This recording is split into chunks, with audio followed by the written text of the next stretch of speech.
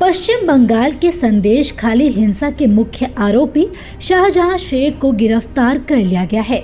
आपको बता दें, टीएमसी नेता शाहजहां शेख ईडी के अधिकारियों की टीम पर हमले के बाद से फरार थे। करीब 55 दिनों से फरार चढ़े टीएमसी नेता शाहजहां शेख को आखिरकार गुरुवार यानी आज गिरफ्तार कर लिया गया है। बता दें, बंगाल पुलिस ने कोलकाता हाई कोर्ट के आदेश के बाद 72 घंटों में ही टीएमसी नेता शाहजहां शेख को गिरफ्तार कर लिया गया है। आरोपी टीएमसी नेता शाहजहां शेख को पुलिस आज दोपहर करीब 2 बजे कोर्ट में पेश करेगी।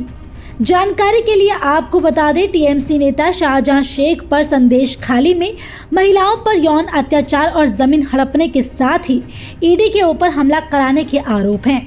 बता दें, पश्चिम बंगाल के उत्तर 24 परगना जिले के संदेश खाली में 5 जनवरी को लगभग 1000 लोगों की भीड़ ने ईडी के अधिकारियों पर उस वक्त हमला कर दिया था जब वो राज्य में कथित राशन वितरण घोटाले की जांच के सिलसिले में टीएमसी नेता शाहजहां शेख के परिसर पर छापेमारी के लिए गए थे।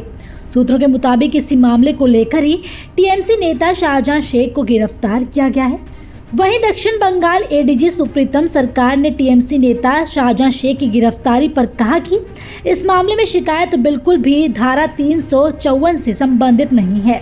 7, 8 और 9 फरवरी के बाद कई मामले सामने आए हैं, लेकिन 8 और 9 फरवरी के बाद से दर्ज हुए सभी मामले उन घटनाओं से संबंधित हैं जो 2 या 3 साल पहले हुई थी और उनकी जांच करने, सबूत इकट्ठा करने, सबूतों को जांचने में समय लगता है, खासकर उन मामलों के संदर्भ में जो 2 साल पहले घटित हुए हों। इसी के साथ उन्होंने आगे और क्या कुछ कहा, आइए आपको सुनवाते हैं।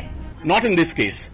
In this case, the complaint did not pertain to 354 at all. There have been many cases. I don't remember exact nitty-gritties of all the cases. There have been many cases after 7th, 8th or 9th February.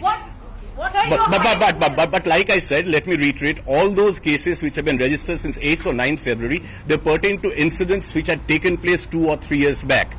And investigating them, gathering evidence, marshalling evidence takes time, takes a reasonable amount of time, particularly in terms of cases which had happened 2 years back.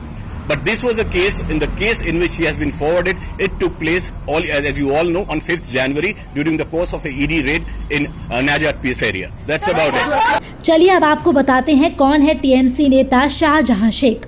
TMC नेता शाहजहां शेख ने मजदूरी करते हुए एक union नेता के तौर पर राजनीति में कदम रखा था।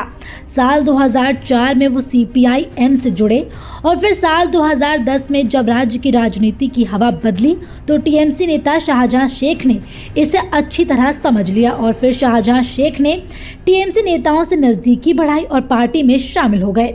शाहजहां शेख ने शुरुआत में टीएमसी राष्ट्रीय महासचिव मुकुल रॉय और उत्तर 24 परगना टीएमसी जिला अध्यक्ष ज्योतिप्रिय मलिक के नेतृत्व में काम किया। जब ज्योतिप्रिय मलिक को मंत्री बनाया गया तो शाहजहां शेख की ताकत और बढ़ गई। इसके बाद टीएमसी के बैनर तले शाहजहां शेख ने अपनी ताकत में इजाफा किया और धीरे धीरे संपत्ति अर्जित करके क्षेत्र में खुद की छवि एक रॉबिन हुड के तौर पर बना ली। क्षेत्र में कुछ लोगों के लिए वो मसीहा बने तो कुछ लोगों के लिए एक खलनायक।